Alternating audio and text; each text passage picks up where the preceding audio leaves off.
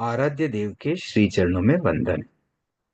जीव अजीव पुस्तक के स्वाध्याय का आज दूसरा सेशन है और आज हम प्रारंभ करेंगे दूसरा बोल।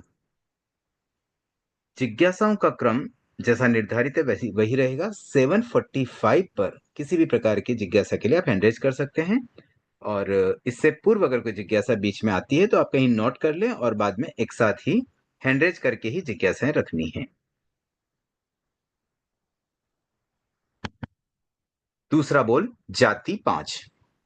तो सबसे पहले तो मैं जानना चाहूंगा अगर कोई पढ़ने में इंटरेस्टेड हो तो रीड करके ही शुरू करें। अनीता जी।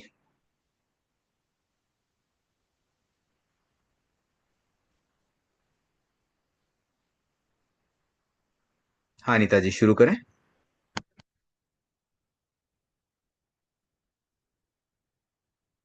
म्यूट है आप।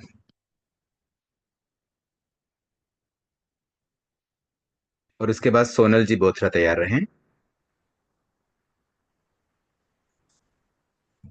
दूसरा बोल जाति 5।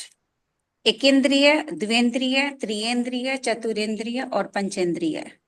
चेतना आत्मा का लक्षण है। इसका विकास प्राणी मात्र में समान नहीं किंतु तारतम्य युक्त होता है। विकास की पहली श्रेणी इंद्रिय ज्ञान है। विशिष्ट ज्ञान तो किसी में हो या न हो, परंतु इंद्रिय ज्ञान तो अविकसित आत्मा में भी अवश्य होता है। इसका यदि अभाव है तो जीव और अजीव में कोई भेद ही न रहे। हाँ एक बार रोकता हूँ यहाँ पर। देखिए ये जो दूसरा बोल है, हम 25 बोल के क्रम में पहला बोल, दूसरा बोल, तीसरा बोल, ऐसे 25 बोल तक करेंगे। तो ये बोल है क्या, आखिर इसमें क्या बताने का प्रयास हो रहा है? पहले इसकी थोड़ी सी बेसिक समझ लेते हैं। देखिए हम इस संसार में आए हैं, ये हम सबको पता है। हमने जन्म लिया, हम हर साल बर्थडे भी मनाते हैं या न भी मनाए, लेकिन बर्थडे हमारा आता है। इसी प्रकार से इस संसार में क्या घटनाएं घटती है वो सब हमें पता होती है। सामान्यतः हर व्यक्ति को जानकारी है क्योंकि ये सब हमारे आंखों के सामने घटित हो रहा है। तो जन्म से लेकर मृत्यु तक का पीरियड तो मानो हमारी आंखों के सामने हो रहा है। बट बियॉन्ड दिस, मतलब बिफोर बर्थ हम कहाँ थे या न थे, आफ्टर डेथ हम कहीं रहेंगे या नहीं रहेंगे। तो इस तरह के कुछ अन सुलझे प्रश्न कह दो जो अक्सर लोगों के दिमाग में आते रहते हैं। और इसी प्रकार के प्रश्नों का समाधान दार्शनिकों से मिलता है। जो फिलोसोफर्स होते हैं वो सामान्यतः इस तरह की बातों पर कुछ प्रकाश डालते हैं, अपनी अपनी ओपिनियन देते हैं।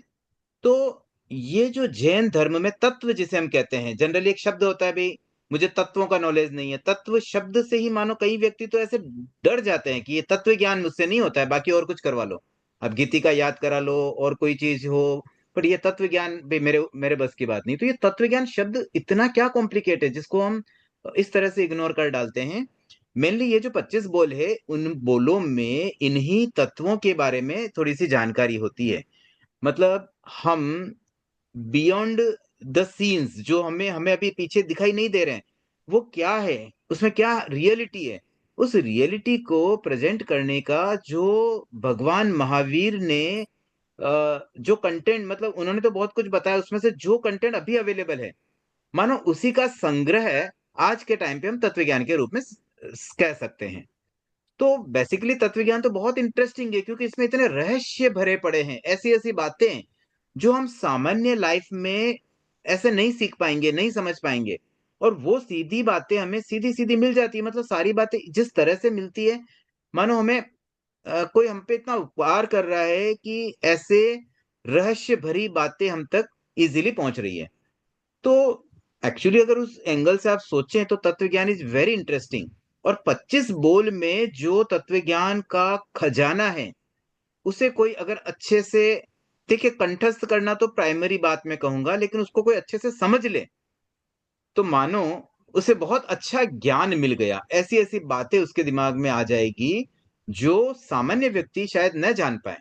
तो ये बहुत बड़ा हमारे लिए एक एडवांटेज कह सकते हैं कि 25 बोल और फिर उसके उसको समझ लेना। तो अगर उस उत्सुकता से उस रहस्य के साथ हम इसको समझेंगे तब तो ये तत्वज्ञान बहुत इंटरेस्टिंग बन सकता है। और अगर हम पहले से दिमाग में बिठा लें कि ये तत्वज्ञान बहुत भारी लगता है, हमसे नहीं होता है, फिर उनके लिए थोड़ा कठिन बन सकता है। तो आप इसको एन्जॉय करने के लिए ले देखिए, यहाँ पर आपको कोई परीक्षा का बर्डन नहीं है कि आपको अमुक परीक्षाएँ देनी है, उसमें पास होना है, इतने नंबर लाने हैं, कोई प्रेशर नहीं है। आप एकदम रिलैक्स हैं। अभी देखिए तत्व ज्ञान की परीक्षाएँ भी निपट गई, जैन विद्या की भी हो गई है। तो आप थोड़े से अभी रिलैक्स मतलब मान सकते हैं अपने आप को। आगम मंथन भी अभी कंप्लीट हो गया है। तो अभी इस समय तो पढ़ाई हम इतने मतलब सरल भावों से कर सकते हैं, अभी कोई प्रेशर ही नहीं है। तो उस तरीके से ही हमें इस जीव अजीव पुस्तक का स्वाध्याय करना है। और मैं थोड़ा विस्तार से कर रहा हूँ, मुझे पता है ये बहुत कुछ लंबा हो गया। कल का 1 घंटे के सेशन में हमने एक ही बोल किया, थोड़ा विस्तार भी किसी-किसी को लग सकता है। क्योंकि कई बार क्या होता है, किसी को ऑलरेडी काफ़ी नॉलेज होता है, तो उन्हें शायद लगेगा कि ये बहुत ज़्यादा विस्तार में जा रहा है। बट समटाइम्स आई फील ये तो शुरू के बोल है इसलिए ऐसा लग रहा है, लेकिन बाद में कहीं-कहीं जो कुछ टफ बोल है, वहाँ पर भी हमें उसी विस्तार से समझना आवश्यक सा लग रहा है। तो मैं चाहता हूँ इस स्पीड को ऐसे ही रखते हैं। और मेन बात जो मैं कहना चाहता हूँ वो यही है कि ये जो जीव अजीव का स्वाध्याय हो रहा है ना, इसे बहुत उत्सुकता के साथ में करें। कुछ नया सीखने को मिलेगा, कुछ नई जानकारी मिलेंगी। पूरी श्रद्धा के साथ भगवान महावीर पर, धर्म शासन पर हमारी पूरी श्रद्धा रहे। और उस तरीके से अगर हम इसे सीखने का, समझने का प्रयास करेंगे बिना किसी बर्डन और प्रेशर के, तो मुझे लगता है कि ये तत्व ज्ञान भी बहुत एन्जॉयबल हो सकता है, बहुत इंटरेस्टिंग बन सकता है। तो अब मैं थोड़ी-सी भूमिका मैंने यहाँ पे बाँध दी। एक्चुअली मुझे ये बात कल ही कह देनी चाहिए थी। तो अब आज मैंने कह दी है, और अब मैं पुनः शेयरिंग शुरू करके और जो अभी पढ़ा है अनीता जी ने, उसको मैं एक बार समझा देता हूँ।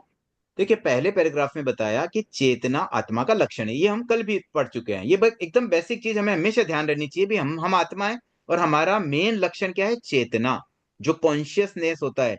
मतलब एक व्यक्ति कोई मानो नींद में है, बेहोश है, और एक जब हम जग जाते हैं, तो जागृत अवस्था में जो कॉन्शियसनेस हम में होती है, जो होश हमें होता है, वही तो चेतना है, और वह जीव का एक लक्षण है, आत्मा का लक्षण है। और उसको ही हमने बेस बनाया है, क्योंकि वो हम खुद फील कर पा रहे हैं, हम स्वयं जीव है। अजीव को कोई पढ़ाया नहीं जाता। ये जो पढ़ाई हो रही केवल जीवों के लिए है। तो हम इस बात को एक्चुअली अनुभव कर सकते हैं। कोई व्यक्ति अगर ध्यान दे, थोड़ा-सा मेडिटेशन करे, अपने आप को देखे, तो इज़िली हम आइडेंटिफ़ाई कर सकते हैं कि वी हैव कॉन्शियसनेस, हम में चेतना है, और ऐसी चेतना वाली आत्मा मैं खुद हूँ। अब देखिए, अब ये जो चेतना है ना, उसका विकास मतलब उसका डेवलपमेंट, सब में एक जैसी चेतना नहीं होती है। ऐसे सब आत्माएँ समान हैं, लेकिन फिर भी चेतना का जो विकास है, वह सभी जीवों में एक जैसा नहीं होता है, उसमें तारतम्य होता है। तारतम्य का मतलब तरतमता, तर और तम।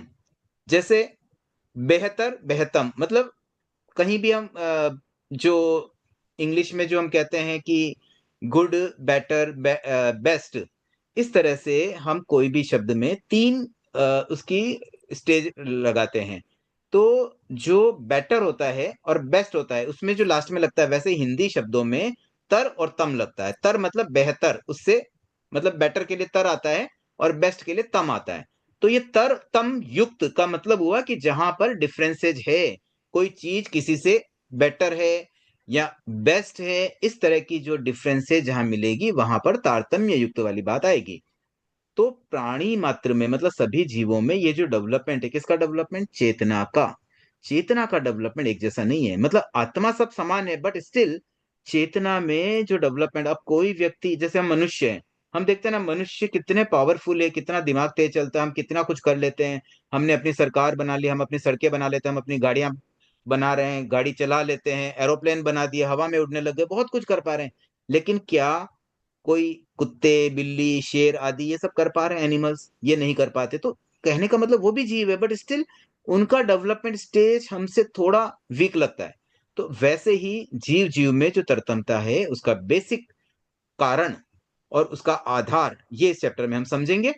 और यहां पर बस यही बताया गया कि इस पैराग्राफ में कि ये जो डेवलपमेंट होता है चेतना का, उसका मेन आधार, उसकी जो फर्स्ट स्टेज है, वो है इंद्रिय ज्ञान। इंद्रिय क्या होती है? जो हमारी ये जो 5 इंद्रियां हैं, कान, आंख, नाक, मुंह और स्किन, ये 5 जो इंद्रियां हैं, इनके कारण, इनके द्वारा हम कुछ जान पाते हैं। अब मान लीजिए कोई व्यक्ति अंधा हो, तो वो देख नहीं पाता, मानो उसके लिए कितनी दुनिया अलग हो जाती है, एक सामान्य व्यक्ति में और एक अंधे व्यक्ति में। ऐसे ही अगर कोई सुन ना पाए, तो कितनी चीजें उसको पता ही नहीं चल पाती है, कोई कुछ कह रहा है सुन नहीं पाया, तो ज्ञान वाइज या कोई इंफॉर्मेशन वाइज काफी चीजें से वो अनभिज्ञ रह जाएगा। तो ऐसे इंद्रियां, एक एक इंद्रिय बहुत पावरफुल होती है, और जिसमें जितनी इंद्रियों का विकास होता है, यूं समझ सकते हैं कि मानो उसमें उतनी चेतना का भी विकास हो रहा है। तो इंद्रिय को एक आधार बनाया गया, इंद्रिय ज्ञान को आधार बनाया गया। तो अगर किसी जीव में विशेष ज्ञान न भी हो, तो इंद्रिय ज्ञान तो होगा ही होगा। मतलब कोई भी ऐसा जीव नहीं है जिसमें थोड़ा भी इंद्रिय ज्ञान न हो। अगर किसी में थोड़ा भी इंद्रिय ज्ञान न हो, तो फिर हम उसको जीव नहीं, अजीव ही कहेंगे। मतलब जीव है, उसमें चेतना है, दैट मीन्स थोड़ी चेतना तो होनी चाहिए ना, चेतना में तरतमता है। अब किसी की चेतना कम विकसित है, किसी की अधिक विकसित है, तो जो कम और अधिक का भेद है, उसका आधार बनाया गया इंद्रिय ज्ञान। तो इंद्रियां 5 होती हैं। अब इसके आगे कंटिन्यू करें अनीता जी। इंद्रियों, त्वचा, जिह्वा, नाक, आंख और कान के द्वारा जो जीव के विभाग होते हैं उसे जाति कहते हैं। जाति शब्द का अर्थ सदृश्यता है। जैसे गाय जाति, अश्व जाति। गाय जाति में काली, पीली, सफेद आदि समस्त गायों का समावेश होता है। अश्व जाति में विभिन्न प्रकार के समस्त अश्वों का समावेश होता है। वैसे ही एकेंद्रिय जाति में पृथ्वी, पानी, अग्नि, वायु और वनस्पति के समस्त जीवों का समावेश हो जाता है। इसी प्रकार द्विवेंद्रिय जाति में 2 इंद्रिय वाले जीवों का, त्रिवेंद्रिय में 3 इंद्रिय वाले जीवों का, चतुरेंद्रिय में 4 इंद्रिय वाले जीवों का और पंचेंद्रिय में 5 इंद्रिय वाले जीवों का समावेश होता है। ठीक है, अब देखिए इस पैराग्राफ में सबसे पहले तो जाति की परिभाषा बताइए, क्योंकि इस बोल का नाम क्या है? दूसरा बोल जाति 5। तो ये जाति शब्द क्या है? ऐसे हम जाति को कई बार सरनेम से जोड़ते भी, तुम्हारी जाति क्या, तो हम अपना सरनेम बता देते हैं, भाई पुगलिया है, चंडालिया है, या कोठारी है, जो भी एक सरनेम होता है, नेम के साथ सरनेम, उसको हम सामान्यतया जाति कह देते हैं। तो यहाँ उस जाति का अर्थ उस रूप में नहीं है। यहाँ जाति का अर्थ क्या बताया गया, परिभाषा क्या बताई गई कि इंद्रियों के द्वारा जीव के विभाग। इंद्रियां 5 है, त्वचा, जिह्वा मतलब जीभ, नाक, आंख और कान, ये 5 इंद्रियों के आधार पर जो जीवों में विभाग बनते हैं, जो उनमें डिफ्रेंसेज होकर के उनको कैटेगराइजेशन मिल पाता है, वही कैटेगरी जाति कहलाती है। और जाति शब्द का अर्थ यहां बताया गया सदृश्यता। सदृश्यता का मतलब एक जैसा, सिमिलर। तो जैसे गाय जाति, तो अब गाय गाय भी तो अलग अलग टाइप की होती है, सब गाय तो एक जैसी नहीं होती है। कोई जर्सी गाय होती है, कोई देशी गाय होती है। तो इस तरह से अलग अलग होने पर भी गाय जाति में सब आ जाते हैं। तो भले कलर डिफरेंट हो, भले उनकी और चीजों में प्रॉपर्टीज में फर्क हो, तो स्टिल वो एक गाय जाती है। तो मतलब एक कैटेगरी में भी जितनी चीजें आएगी वो भी समान होना जरूरी नहीं है, सिमिलर होना और समान दोनों थोड़ा में एक अंतर। एक तो होता है सेम, एक होता है सिमिलर, एक होता है इक्वल, एक होता है इक्वलेंट। तो जैसे कोई भी चीज एग्जैक्ट सेम न भी हो, लेकिन सिमिलर जब होती है तो हम उसको एक कैटेगरी में रख देते हैं। मतलब उसमें अधिकांश चीजें कुछ ना कुछ चीजें कॉमन होती हैं, और कुछ न कुछ तो डिफरेंस होगा ही। तो जो सदृश्यता है, मतलब उनमें जो कॉमन फैक्टर्स हैं, उस आधार पर जाति शब्द बने बने कि भाई एक जाति में जो भी कॉमन कॉमन चीजें हैं वो आप एक साथ ले सकते हो। तो यहां जैसे एग्जांपल में गाय जाति, अश्व जाति, मतलब गाय की जाति बताया और घोड़े की जाति बताया। अब इसी प्रकार से एकेंद्रिय जाति, द्विएंद्रिय जाति, त्रिएंद्रिय जाति, चतुरेंद्रिय और पंचेंद्रिय जाति, ये जो शब्द है ना, एक इंद्रिय, इन दोनों को साथ में जोड़ने से एकेंद्रिय बना। द्वि शब्द 2 को रिप्रेजेंट करता है, संस्कृत शब्द है। त्रि शब्द भी संस्कृत शब्द है, चतुर शब्द भी संस्कृत है, और पंच शब्द संस्कृत। तो ये संस्कृत के जो शब्द है उनके आधार पर ही 1 2 3 4 5 संख्या के साथ इंद्रिय शब्द को जोड़ करके उसका संधि करने से ये शब्द एग्जैक्टली मिल जाते हैं। तो ये जातियां जो भी है, जैसे एकेंद्रिय जाति में पृथ्वी, पानी, अग्नि, वायु और वनस्पति, ये 5 चीजें आ जाती हैं, 5 टाइप के जीव आ गए। फिर द्विएंद्रिय जाति में ऐसे जीव आते हैं जिनके 2 इंद्रियां हो। फिर त्रिएंद्रिय में 3 इंद्रिय वाले जीव। इसी प्रकार से चतुरेंद्रिय और पंचेंद्रिय में क्रमशः 4 और 5 इंद्रिय वाले जीवों को समाहित किया गया है। तो ये जाति का वर्गीकरण बेसिकली जीवों के संदर्भ में इंद्रियों का आधार लिया गया, जिसमें एक इंद्रिय है वो एक जाति हो गई, जिसमें दो इंद्रियां हैं वो दो जाति, मतलब दूसरी जाति हो गई, फिर तीन इंद्रिय वाली तीसरी, चार इंद्रिय वाली चौथी, पांच इंद्रिय वाली पांचवी, ऐसे पांच जातियां निर्धारित की गई है। अब उन जातियों के बारे में आगे और समझते हैं। कंटिन्यू करें अनिता जी। इंद्रिय वृद्धि का कर्म यह है कि एकेंद्रिय जाति में एक स्पर्श इंद्रिय होती है और द्विंद्रिय में जीभ, तीन्द्रिय में नाक, चतुरेंद्रिय में आंख और पंचेंद्रिय में कान, यूं क्रमशः एक एक इंद्रियां बढ़ जाती है। जिन जीवों के केवल एक स्पर्श इंद्रिय होती है उन जीवों की जाति है एकेंद्रिय, पृथ्वी, पानी, अग्नि, वायु, वनस्पति आदि। जिन जीवों के स्पर्शन और रसन ये दो इंद्रियां होती है उन जीवों की जाति है द्विवेंद्रिय, लट, सीप, शंख, कृमि, घुन आदि। अच्छा, एक जिन बार रोकता जीवों हूं। अब देखिए, इंद्रिय वृद्धि का जो क्रम है ना, वो भी एक सीरियल में ही होता है। मान लीजिए कोई कहते भी दो इंद्रिय, किसी के कान और आंख हो, किसी के कान के साथ में मुख हो, ऐसे कभी कॉम्बिनेशन नहीं होंगे। अगर एक इंद्रिय है तो it it must be compulsorily वो स्पर्शन इंद्रिय ही होगी। स्पर्शन का मतलब स्किन, त्वचा। तो जो हमारी बॉडी में आउटर इंटरफेस जितना भी है, आउटर जो पार्ट है वो पूरा स्किन से ढका हुआ है और वो वहां पूरी जगह पे स्किन है। तो ये पार्ट तो हर जीव में होगा ही होगा। एक इंद्रिय मिनिमम है और कोई भी जीव बिना इंद्रिय के तो होगा नहीं। एक इंद्रिय कम से कम होगी, तो वो एक इंद्रिय ऑलवेज स्किन ही रहेगी। उसके बाद अगर कोई दो इंद्रिय है तो उसको कंपल्सरीली स्किन के बाद जीभ ही मिलेगी, ये सीरियल फिक्स है। तीसरी इंद्रिय में ऑलवेज नाक ही ऐड होगी, मतलब तीन इंद्रिय वाले में स्किन, मुख और नाक। चार इंद्रिय में फिर आंख ऐड हो जाएगी, पांच इंद्रिय में कान। ये सीरियल हमेशा फिक्स रहेगा। और जितनी इंद्रिया है उसके आधार पर हम एग्जैक्टली बता सकते हैं भी कौन कौन सी इंद्रिया। अगर तीन इंद्रिया है तो डेफिनेटली उनमें स्किन होगी, जीभ होगी और नाक होगा। अगर चार इंद्रिय है तो आंख हो जाएगी, कान कभी नहीं आएगा। मतलब चार इंद्रिय तक के जीवों में कभी कान हो ही नहीं सकता। कोई ये बोलते भी नहीं आंख को छोड़ के बाकी चार इंद्रियों में कान को ले ले, वैसा पॉसिबल नहीं होता है। तो ये क्रम हमें ध्यान में रखना है। अब यहाँ पर एक एक प्रकार की इंद्रियों के कुछ एग्जाम्पल भी दिए गए कि जो एकेंद्रीय के जीव होते हैं, इसमें तो देखिए पांच प्रकार के जीव है: पृथ्वी, पानी, अग्नि, वायु और वनस्पति। पृथ्वी का मतलब क्या हुआ? जो अपना जैसे हम जहां रहते हैं, जो धरती है, भूमि है, पृथ्वी जिसको हम कहते हैं, तो वो पूरी पृथ्वी ही स्वयं एक जीव है, वो एकेंद्रीय जीव है। फिर पानी, पानी स्वयं जीव है, वो एकेंद्रीय है। फिर अग्नि स्वयं जीव, वायु स्वयं जीव, और वनस्पति में all type of plant, trees, जितनी भी रिलेटेड, हरियाली से रिलेटेड वनस्पति सब आ जाती है। तो इस तरह से ये पांच प्रकार के तो एकेंद्रीय के जीव हुए। फिर दो इंद्रिय के जीवों का एग्जाम्पल यहाँ कुछ दिया गया: लट, सीप, शंख, कृमि, घुन। तो ये जो भी नाम दिए गए हैं, इनमें हम अगर हम देखें तो इनकी चेतना बहुत अल्प विकसित होती है। जैसे मान लीजिए एग्जाम्पल है लट।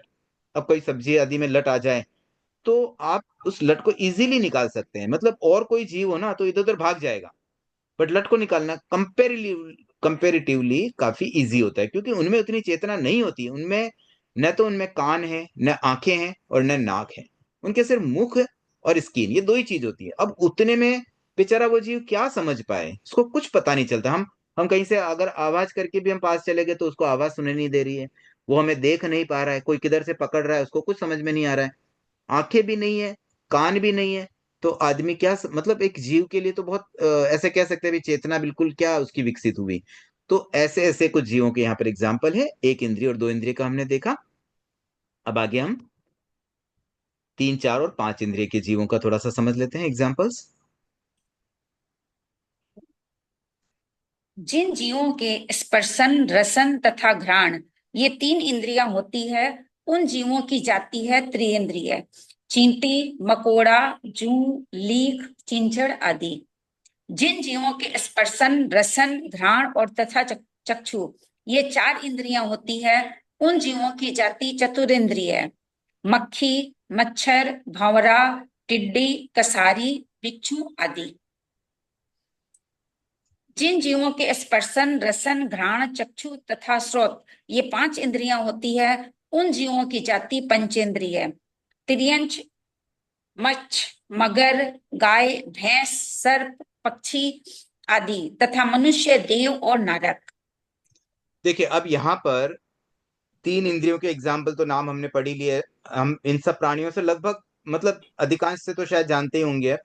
जूं लिख जो सिर सिर में बालों में होती है, चींटी मकोड़े हम देखते हैं, अपने घरों में भी मिल जाते हैं। चीचड़ मुझे नहीं पता है चीचड़ शब्द किसके संदर्भ में है, तो लगभग हमें थोड़ा आइडिया तो इससे लग जाता है।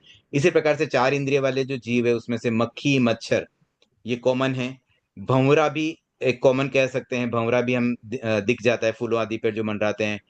टिड्डी होते हैं जो ऐसे फसलों आदि पर अक्सर रहते हैं। कसारी होता है, बिच्छू होता है, बिच्छू भी शायद देखा होगा आपने, पानी वानी में रहते हैं, समुद्र के किनारे कभी मिल जाते हैं। तो ये जीव उनसे थोड़े और अधिक विकसित हो गए, इनमें 4 इंद्रियां होगी और क्रम वही रहेगा। अब 5 इंद्रियों की जब बात आती है तो वहां पर 4 कैटेगरी आ जाती है, क्योंकि 4 गति जो हमने कल के लेक्चर में समझी थी, उन चारों ही गतियों में पंचेंद्रिय के जीव मिलते हैं। 1 से लेके 4 इंद्रिय तक के जीव तो केवल कहाँ मिलेंगे? तिर्यंच गति में ही। बट पंचेंद्रिय में चारों ही गतियों के जीव आ जाते हैं। तो कोई ध्यान रखे, बीच में अनम्यूट न करें, डिस्टर्ब हो जाता है।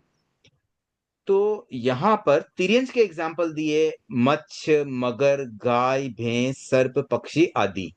और इसके साथ लिखा मनुष्य, देव और नारक, क्योंकि मनुष्य, देव और नारक सारे के सारे ओनली पंचेंद्रिय हैं।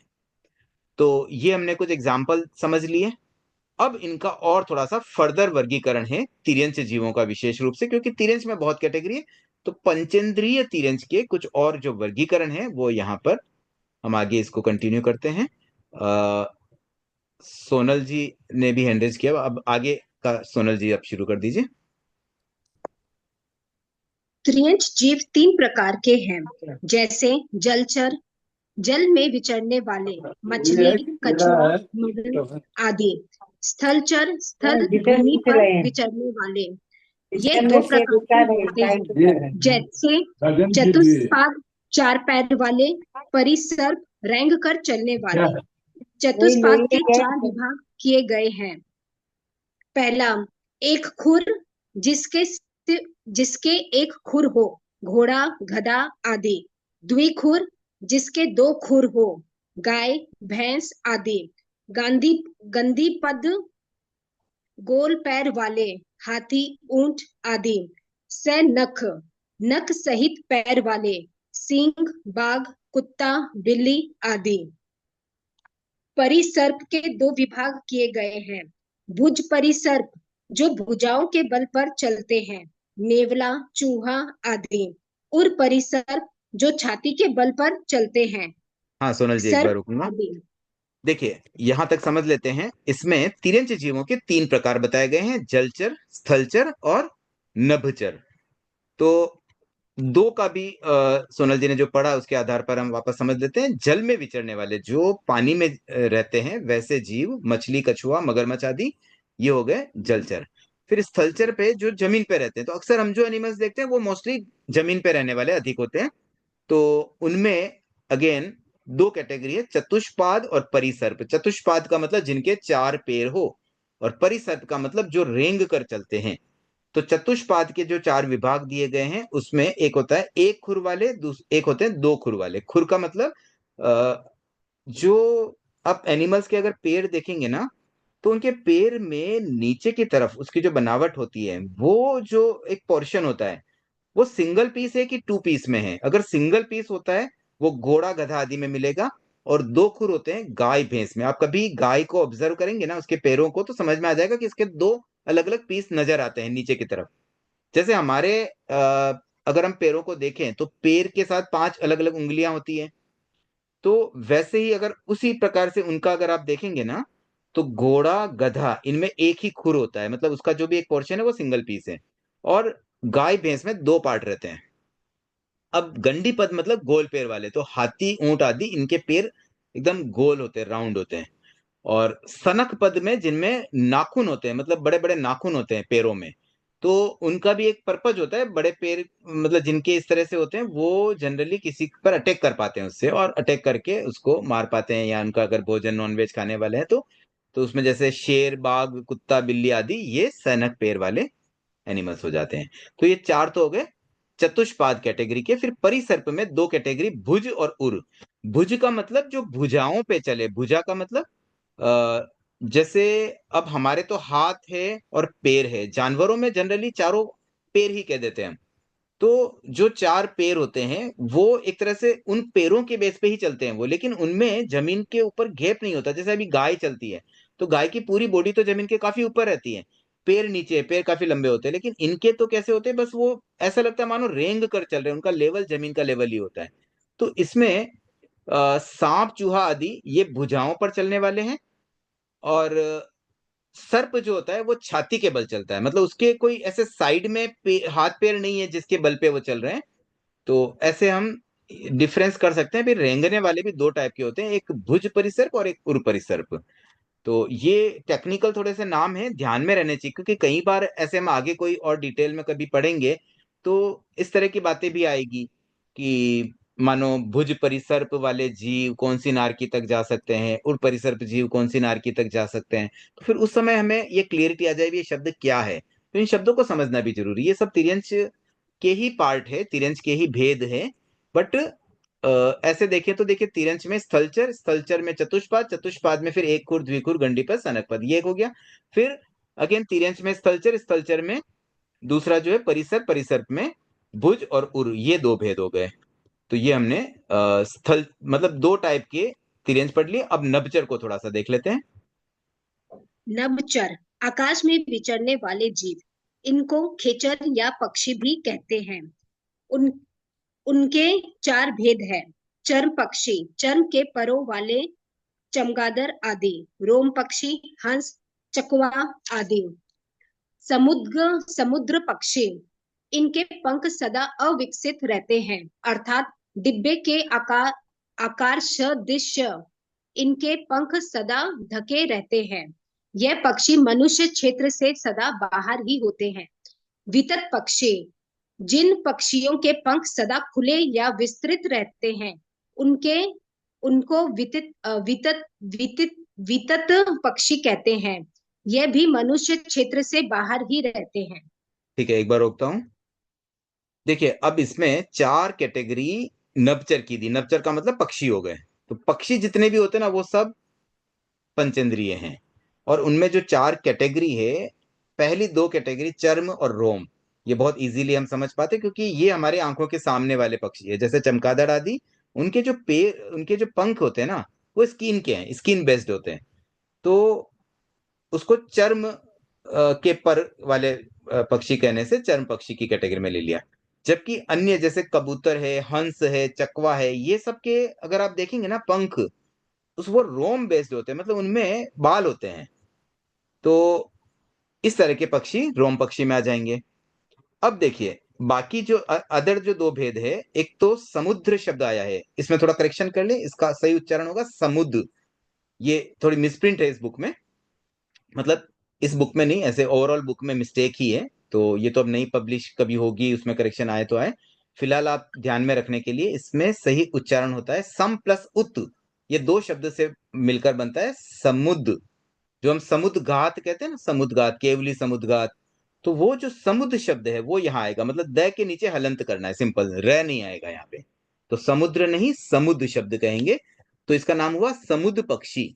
समुद्र पक्षी जो होते हैं ना उनके पंख अविकसित रहते हैं और ये मनुष्य क्षेत्र में नहीं होते हैं। और वितत पक्षी जिनके पंख सदा खुले रहते हैं, मतलब ये दोनों थोड़ा अलग टाइप के हो गए, जो सामान्यतः हमारी आंखों के सामने नहीं है, क्योंकि मनुष्य क्षेत्र के दोनों ही टाइप की कैटेगरी के पक्षी बाहर ही रहते हैं। तो बस इसको इतना ही समझ लें कि जहां पंख भी अविकसित रहते हैं, मतलब वो पंख होते हुए भी एक्चुअली पंखों को खोल के नहीं उड़ पाएंगे, पंख ढके हुए ही रहते हैं। और वितत पक्षी के पंख हमेशा खुले रहते हैं। दोनों बिल्कुल अपोजिट टाइप के हो गए, और ये दोनों ही प्रकार के पक्षी मनुष्य क्षेत्र के बाहर ही रहते हैं। इसलिए हमारा इनको देखने का काम नहीं पड़ता। ये तो भगवान महावीर ने अपने केवल ज्ञान से जान करके हमें बता दिया, इसलिए हमें बस सहज में पता चल गया। अब आगे कंटिन्यू करें। मनुष्य, मनुष्य के 2 भेद हैं, समूर्चिम और गर्भज। समूर्चिम, ये मनुष्य के मल मूत्र श्लेष्म आदि में उत्पन्न होते हैं। ये मन रहित हैं, इनको असंगी मनुष्य भी कहते हैं। गर्भज, यह मनुष्य गर्भ में उत्पन्न होते हैं। यह मन सहित होते हैं, अतः इनको संगी मनुष्य कहते हैं। यह दो प्रकार के होते हैं। कर्म भूमिक, अस्सी, तलवार आदि शस्त्र, मसी, लेखन, कृषि, वाणिज्य, व्यवसाय और शिल्प कला आदि के द्वारा जहां पर जीवन निर्वाह किया जाए वह कर्म भूमि कहलाती है। उसमें रहने वाले मनुष्य कर्म भूमिक कहलाते हैं। अकर्म भूमिक, जहां पर असी, मसी आदि कर्मों की व्यवस्था न हो, जहां जीवन निर्वाह का मुख्य साधन प्राकृतिक उपज कल्प वृक्ष हो, उस अकर्म भूमि कहा जाता है। उस भूमि के मनुष्य अकर्म भूमिक कहलाते हैं। देखिए, अब अंत में पहले तिर्यंचों का थोड़ा सा विवेचन हुआ, अब मनुष्यों की बात की गई। मनुष्यों के दो भेद बताए गए। पहला है सममूर्छिम। अब सममूर्छिम कह दो या असंगी कह दो, दोनों एक ही बात है। और ये मनुष्य के मलमूत्र आदि 14 स्थानों में उत्पन्न होते हैं और इनमें मन नहीं रहता है, इसलिए इनको असंगी कहते हैं। फिर दूसरे प्रकार के मनुष्य जो होते हैं वो गर्भज होते हैं, जो गर्भ में उत्पन्न होते हैं। गर्भ में उत्पन्न होने का मतलब नर मादा के संयोग के बाद मादा के गर्भ से वो उत्पन्न होंगे, तो वो कैटेगरी के मनुष्य गर्भज मनुष्य कहलाते हैं। जबकि सममूर्छिम मनुष्य में वैसा नहीं है, वो सहज में ही पैदा हो जाते हैं। मतलब जो अशुद्ध स्थान बताए गए, 14 अपवित्र स्थान, वहां पर वो ऐसे ही पैदा हो जाते हैं। वहां कोई उनके माता पिता नहीं होते हैं और वो सब असंगी होते हैं, बिना मन के होते हैं, नपुंसक होते हैं।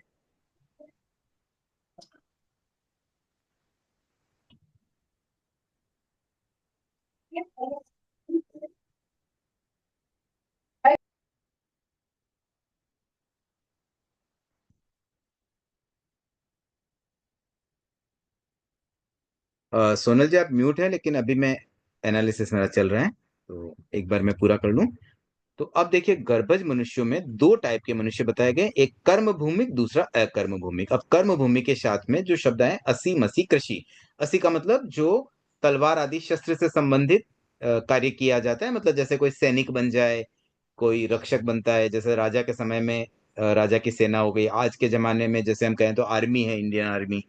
तो इस तरह की जो स्थिति रहती है, इस तरह की जो काम करके है, वो असी वाला कार्य होता है। फिर मसी कार्य लेखन आदि कार्य, तो पढ़े लिखे लोग लेखन आदि कार्यों से पैसा कमा लेते हैं। फिर कृषि के अंदर खेती आदि करके पैसा कमाना, वाणिज्य व्यवसाय करके पैसा कमाना, मतलब कोई दुकान खोलना, बिजनेस करना, चीजों का लेन देन करके कोई चीज कितने में लाए, वापस कितने में बेची, उस तरह से। और एक होता है शिल्प कला के द्वारा, मतलब किसी में कोई आर्टिस्टपन हो, कोई ड्राइंग करे, कोई पेंटिंग करे, कोई मटकी बनाए, कोई कोई चीज बना दे, इस तरह से अपनी आर्ट के द्वारा भी जीवन निर्वाह हो सकता है। तो ये 4-5 मेथड यहाँ बताए गए और उससे जीवन निर्वाह। तो कहने का मतलब है कि जहां पर जिन क्षेत्रों में इस तरह के काम करने पड़ते हैं, वो क्षेत्र कहलाते हैं कर्म भूमि, और वहां रहने वाले मनुष्य कहलाते हैं कर्म भूमिक। इन दोनों शब्दों में अंतर समझना। कर्म भूमि वो है जगह का नाम, और कर्म भूमिक ये है मनुष्यों की कैटेगरी। मतलब कर्म भूमि में रहने वाले मनुष्य कहलाते हैं कर्म भूमिक। तो ऐसे हमारा ही एग्जाम्पल ले लें, हम जहाँ रह रहे हैं वो कर्म भूमि के, यहाँ पर काम करने से ही मतलब काम चलता है। हाँ, कोई साधु बन जाए तो बात अलग है, वो उनकी तो चलो भिक्षा लेके, गोचरी लेके उनका काम चल रहा है। बट बाकी सामान्य लोगों को तो काम काम करके ही अपना पेट भरना पड़ता है। अब इसके अपोजिट एक और जगह है जिसको कहते हैं अकर्म भूमिक। मतलब वो मनुष्य जो अकर्म भूमियों में रहते हैं। अकर्म भूमि ऐसी भूमियां होती है, ऐसे प्लेसेज होते हैं जहां पर इस तरह के अस्सी मसी कृषि आदि काम करने की आवश्यकता नहीं होती है। उनका जीवन निर्वाह वैसे ही हो जाता है, प्राकृतिक साधनों से ही, कल्प वृक्ष आदि के द्वारा उनकी सब इच्छाएं, उनकी जो नीड होती है वो फुलफिल हो जाती हैं। तो इस तरह की इस प्लेस में जो अकर्म भूमिक मनुष्य रहते हैं, उन्हें सामान्यतया कोई काम नहीं करना पड़ता है। तो ये भी एक भेद हमें पता होना चाहिए, क्योंकि हम तो क्या कर्म भूमि के, तो हमें तो ऐसे ही लगता है भी सब मनुष्य ऐसे होते होंगे। बट इसे भी आप रहस्य ही कह दीजिए, क्योंकि हमने तो देखा नहीं कभी ऐसे कोई महाविद्य क्षेत्र, खाली सुना ही था। तो अब वहां पर क्या स्थितियां रहती है, पहले आर्य की स्थिति वाले और भी कई क्षेत्र है जहां पर काम करने की आवश्यकता नहीं पड़ती। महाविद्य तो हालांकि अकर्म भूमि नहीं है, ये तो कर्म भूमि ही है। बट इसके अलावा भी इस जम्बू द्वीप में भी 6 अकर्म भूमियां हैं। और ऐसे टोटल इस पूरी संसार में, पूरे लोक में, जिस क्षेत्र में मनुष्य रहते हैं उस अढ़ाई द्वीप में टोटल 30 अकर्म भूमियां हैं। तो कुछ अकर्म भूमि ऐसी होती है जहां हमेशा पहले आर्य की स्थिति होती है, मतलब वहां पर सुखी सुख, सुषम सुषमा आर्य जैसी स्थिति होती है, और कुछ एरिया दूसरे आर्य वाली स्थिति के होते हैं, कुछ तीसरे आर्य वाली स्थिति के होते हैं। तो इस तरह से तीनों टाइप की अकर्म भूमियां पाई जाती हैं। और ऐसे अगर देखें तो हम जहाँ रहते हैं ना, भरत क्षेत्र, वहां अभी 5वां आरा चल रहा है, लेकिन जब पूर्व में यहाँ पहला दूसरा तीसरा आरा था, तब स्थिति भी मानो अकर्म भूमि जैसी ही हो जाती, क्योंकि उस समय के लोगों को काम करने की जरूरत नहीं थी, इवन यहाँ पर भरत क्षेत्र में भी। तो ऐसे ये 2 टाइप की कैटेगरी कर्म और अकर्म के रूप में बताई गई है। अब ये चैप्टर तो हो गया हमारा कंप्लीट। अब मैं सोचता हूं कि यहाँ पर अगर हम चाहें तो एक बार प्रश्नोत्तर भी बीच में रखे जा सकते हैं। वैसे समय अभी है थोड़ा सा बाकी, तो चलो साथ ही कर लेते हैं, जो सिस्टम चल रहा है उसी को फॉलो करते हैं। तो तीसरा बॉल हम शुरू करते हैं। सोनल जी, आप कंटिन्यू करना चाहेंगे?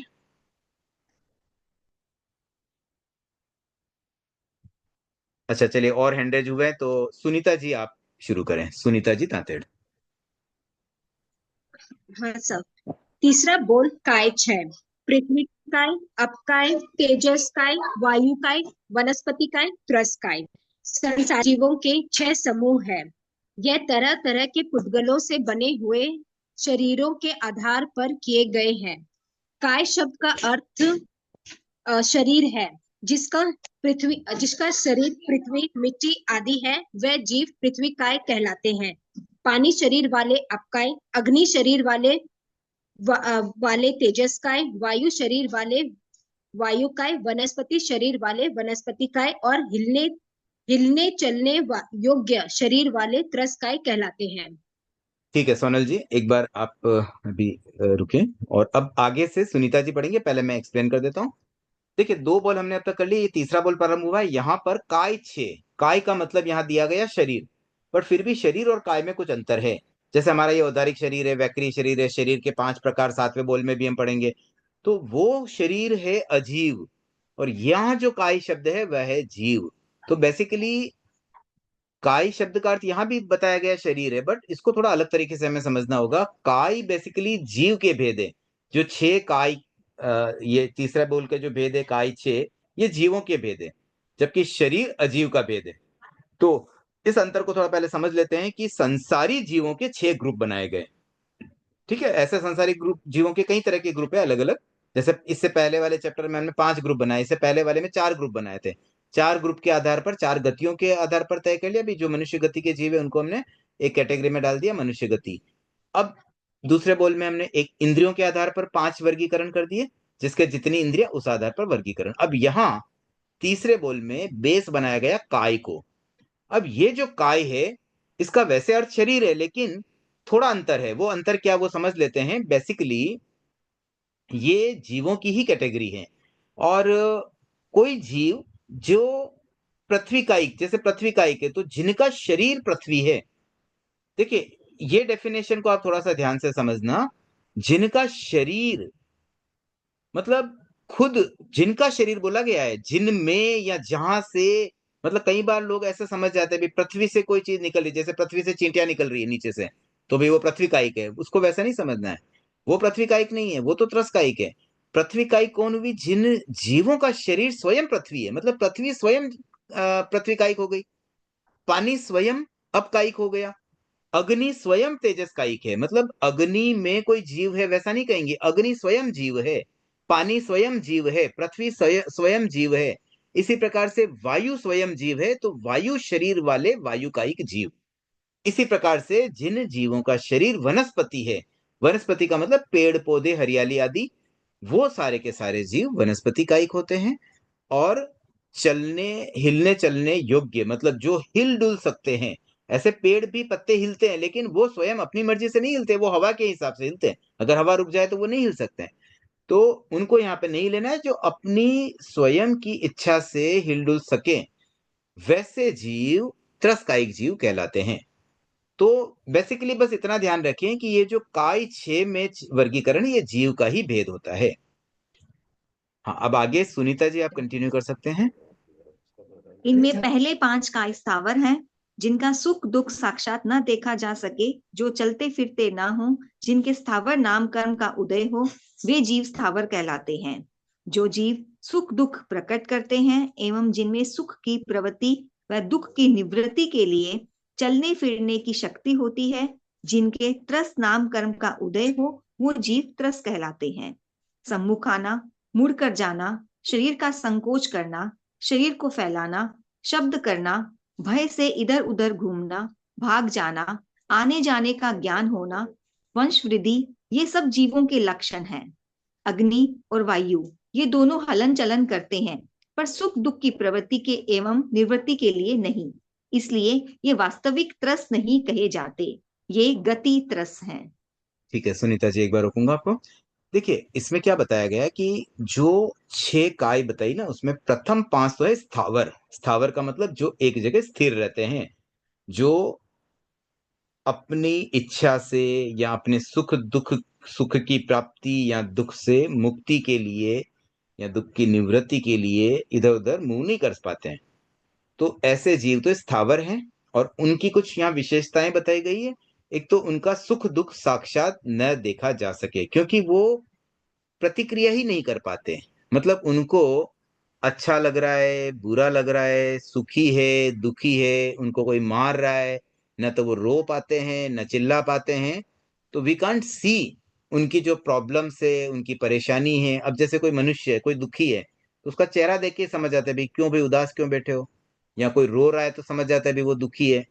या किसी को बहुत मारा जा रहा है और वो पीड़ा से करा रहा है, तो समझ में आ जाता है भाई इसको बहुत दर्द हो रहा है। या उसको कोई मार रहा है तो वो चिल्ला रहा है, बचने का प्रयास कर रहा है। मतलब कोई ना कोई रिएक्शन होता है। वो रिएक्शन स्थावर जीव नहीं कर पाते हैं, तो इसलिए हम उनके सुख दुख को साक्षात नहीं देख पाते हैं। जो चलते फिरते न हो, ये एक उनकी बात है कि भी ऐसे सामान्यतः एक जगह से दूसरी जगह इस तरह से गति नहीं कर पाते हैं।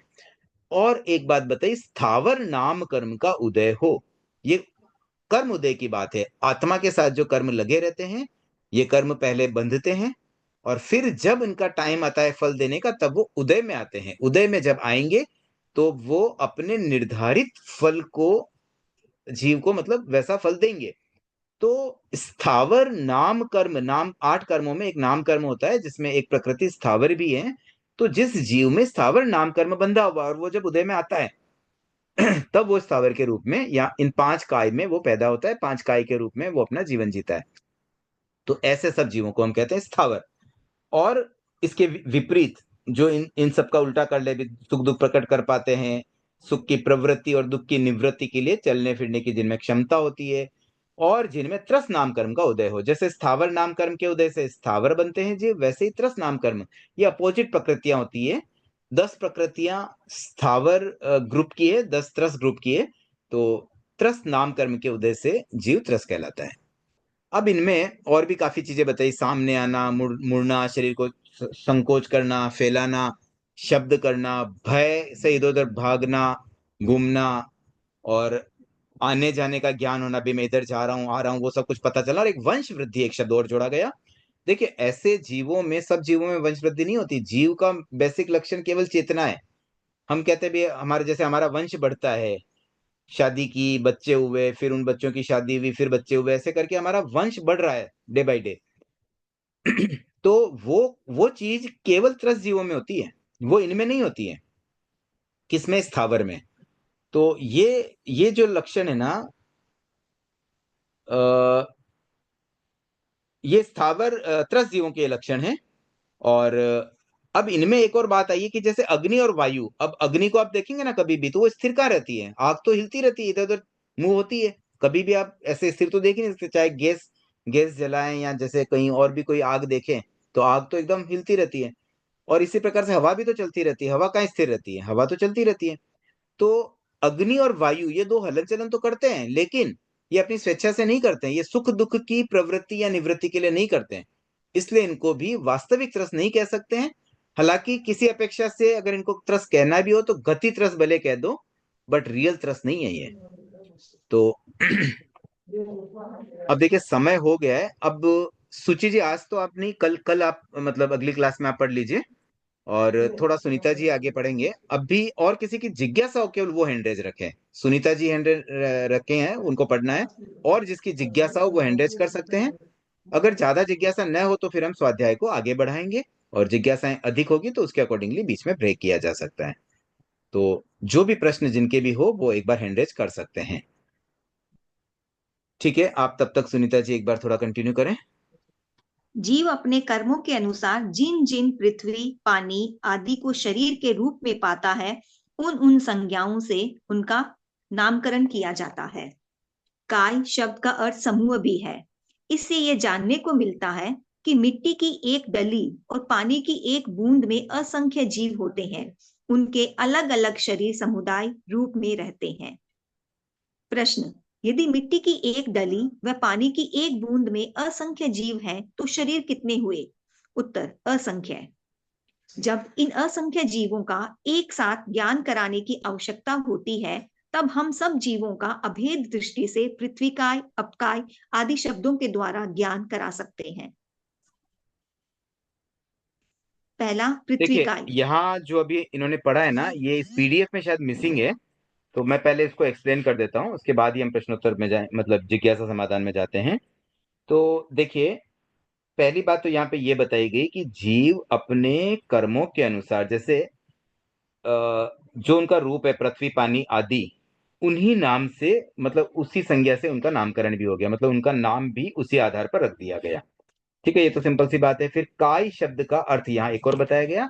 देखिए, पहले एक शब्द बताया काय का अर्थ शरीर, बट अब यहाँ पर मूल अर्थ समझना है कि काय का अर्थ हुआ समूह, मतलब किसी एक कैटेगरी, ग्रुप में, ग्रुप समूह, उसमें जो जीव आते हैं वो उस कैटेगरी के जीव हो जाते हैं। जैसे पृथ्वी काय का मतलब मिट्टी की एक डली, जैसे एक छोटी सी डली होती है मिट्टी की, अब उसमें जितने जीव हो सकते हैं, उसमें जितने जीव हो सकते हैं मिट्टी की डली में, तो एक डली में असंख्य जीव होते हैं। इसी प्रकार से पानी की एक बूंद में असंख्य जीव होते हैं।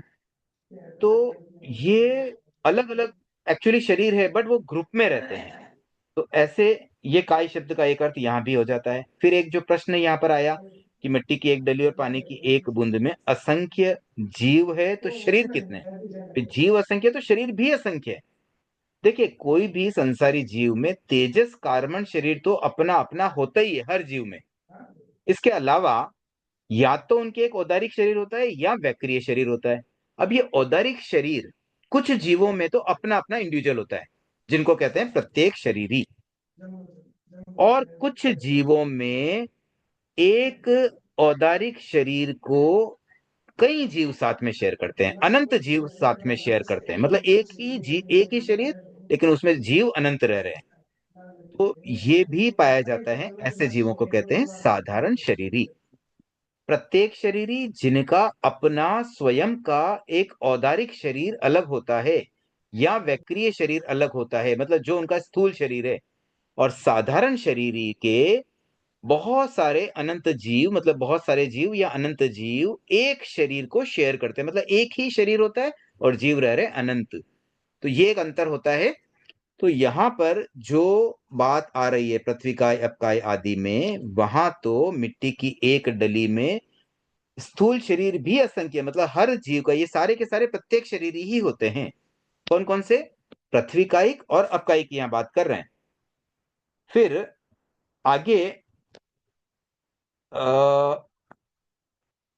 अब देखिए, समय है वैसे, थोड़ा सा और कर लेते हैं, तो ठीक है, आप थोड़ा और पढ़ लीजिए, पृथ्वी कायिक को एक बार रीड कर लीजिए सुनीता जी। पृथ्वीकाय, मिट्टी, मुरड़, पत्थर, हिंगुल, हरताल, हीरा, पन्ना, कोयला, सोना, चांदी आदि सब पृथ्वीकायिक जीव हैं। मिट्टी की एक डली में असंख्य पृथक पृथक जीव होते हैं। पृथ्वीकायिक जीवों को जब तक विरोधी शस्त्र ना लगे तब तक पृथ्वी सचित यानी सजीव होती है। विरोधी शस्त्र के योग से वह अचित यानी निर्जीव हो जाती है। देखिए, अब है ना, एक पृथ्वी काय को समझ लेते हैं। मैं इसको थोड़ा सा, वैसे ये बहुत सिंपल सी चीजें हैं, बट थोड़ा इसलिए हम विस्तार से समझना चाहते हैं ताकि एक हमारे में ये अवेयरनेस आ जाए कि वास्तव में है क्या ये पृथ्वी काय। और इसको एक खाली शब्द नहीं समझना है, प्रैक्टिकल लाइफ में जब ये प्रसंग आ जाए कि हमारे द्वारा पृथ्वी कायिक जीवों की हिंसा हो रही है, तो कितनी छोटी सी क्रिया में हम कितने जीवों को मार देते हैं, ये बात समझना जरूरी है। तो देखिए, ये सब रहस्य की बात है, मैंने पहले ही आज बता दिया था कि इस पूरी पुस्तक में सब रहस्य ही खुल रहे हैं। इसको आप इतना इजी न समझे कि भाई परीक्षा के लिए कुछ पढ़ना है और उत्तर देना है, ये परीक्षा की बात नहीं है, ये बात है हमारे जीवन की, हमारी आत्मा की। हमारी आत्मा को अगर हमें परमात्मा बनाना है तो हमें इस तत्व ज्ञान को समझना और अपनाना होगा।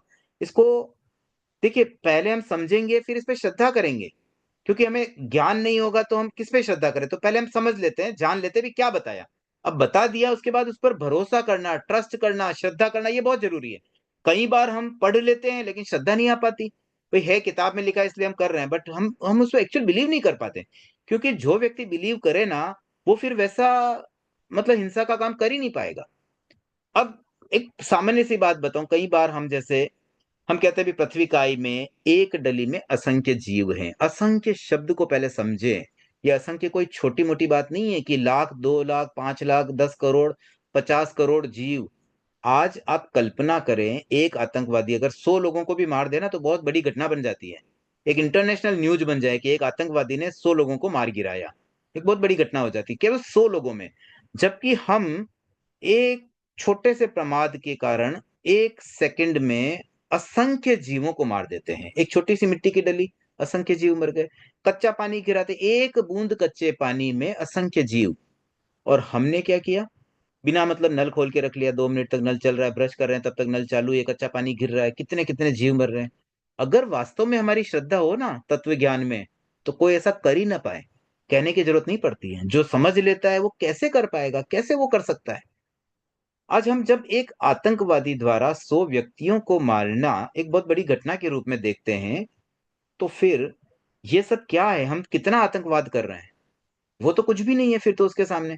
तो इस चीज को हम थोड़ा और अब आगे कंटिन्यू करेंगे। फिलहाल इतना समझना है कि पृथ्वी काय में भी एक छोटी सी मिट्टी की डली में अगर असंख्य जीव है, और उसमें जो एग्जाम्पल दिए गए हैं, मिट्टी, मूरड़, पत्थर, हिंगुल, हरताल, हीरा, पन्ना, कोयला, सोना, चांदी, मतलब ये जो पृथ्वी में पाए जाने वाले खनिज पदार्थ वगैरह है, वो तो सारे पृथ्वी का एक है ही। पृथ्वी में जो चीजें निकलती, इवन कोयला, जो पृथ्वी का एक कोयला होता है ना, जो पानी इससे निकलता है, मिट्टी से, वो भी पृथ्वी का एक ही है। और ऐसे कोयला एक लकड़ी का भी बनता है, लकड़ी को जला के जो कोयला बनता है वो अलग कोयला है, लेकिन जो पृथ्वी का एक कोयला होता है वो अलग होता है। तो ऐसे बहुत सारी चीजें जो पृथ्वी में होती है वो सब पृथ्वी का एक जीव ही है। अब हम जब सोना पहन लेते हैं हमें तो बड़ा अच्छा लगता है, पर हम ये नहीं सोचते हैं कि एक सोने का कंगन बनने के पीछे कितने जीव मरे होंगे तब जाकर के वो बना। तो ये बातें अगर हमें सही ज्ञान मिले और मिलने के बाद श्रद्धा आती है ना, तब जाके आचरण तो ऑटोमेटिक हो जाएगा। तो एनीवे, अभी फिलहाल हम इस पृथ्वी काइक के साथ आज का सेशन एक बार इतना ही रखते हैं, और अब हम कंटिन्यू करते हैं जिज्ञासा के क्रम में। सबसे पहले सीमा जी दुग्गड़।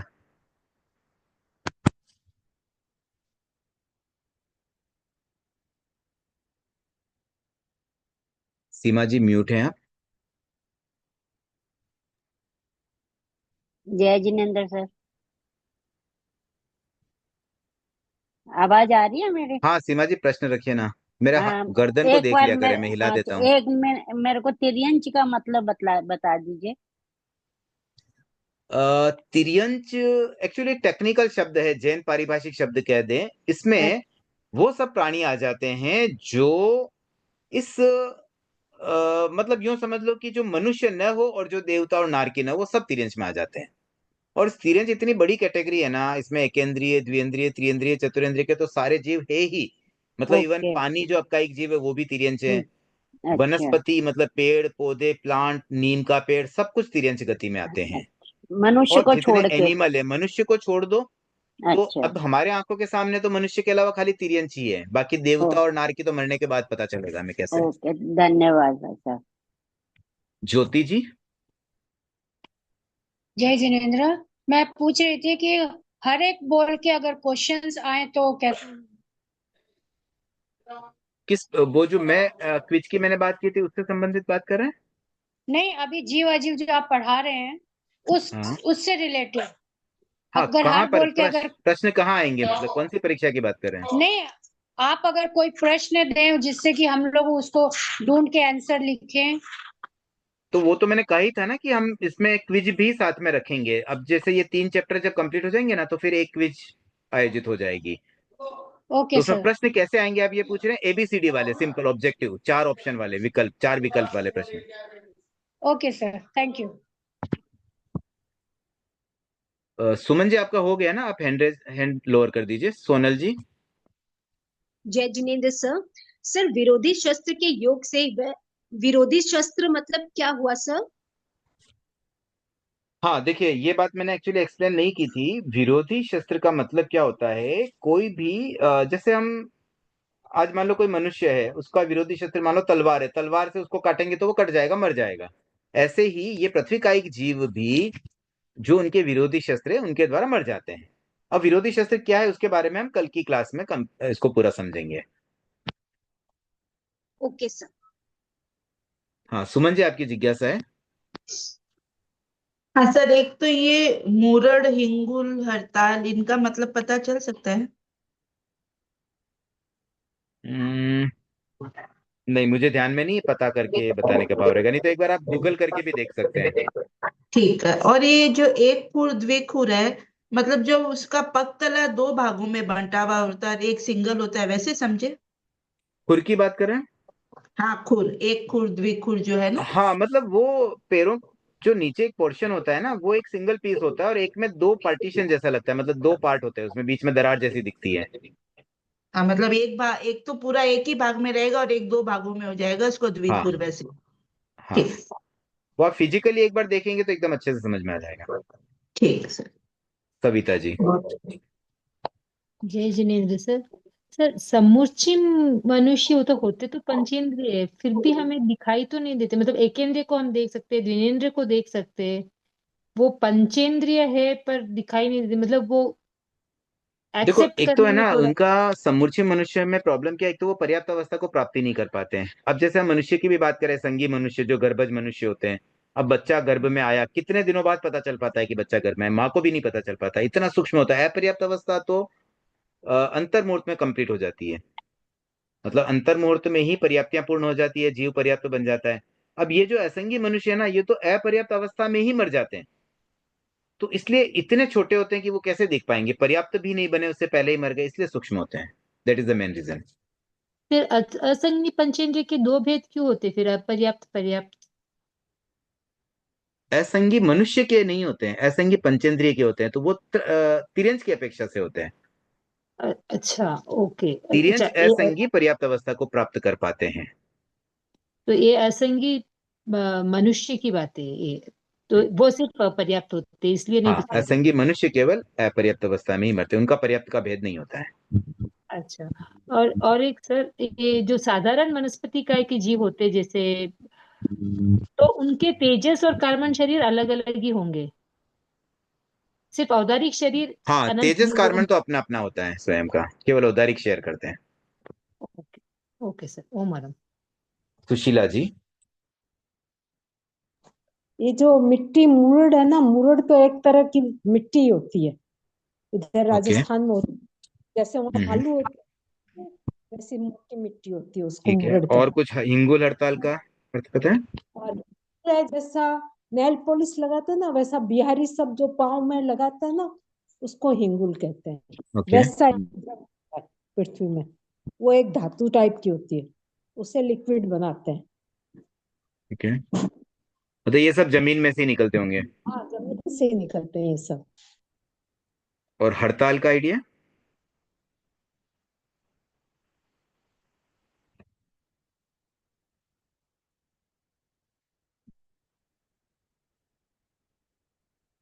ठीक है सुशीला जी, अभी आपकी आवाज नहीं आ रही है, तो मैं एक बार तो हाँ, मैं अब वापस सुन पा रहा हूँ, एक बार हड़ताल का वापस बता दीजिए। हड़ताल का मतलब गोली टेबलेट की तरह होती है, वो गोल गोल, और उसको अपने लोग पानी में घोलते हैं। घोलने से उसको अपने लोग, जैसे महाराज लोग ये ओगा बनाते हैं ना, ओगा वगैरह या पात्रा और बनाते हैं, तो उसमें येलो रंग का कलर जो होता होता है है, ना, वो हड़ताल होती है, कोई कलर होता है इसका। टेबलेट होती ठीक है, तो अब और कोई है। जिज्ञासा नहीं है तो आज के लिए इतना ही रखते हैं। आज मैं पूछना चाहती हूँ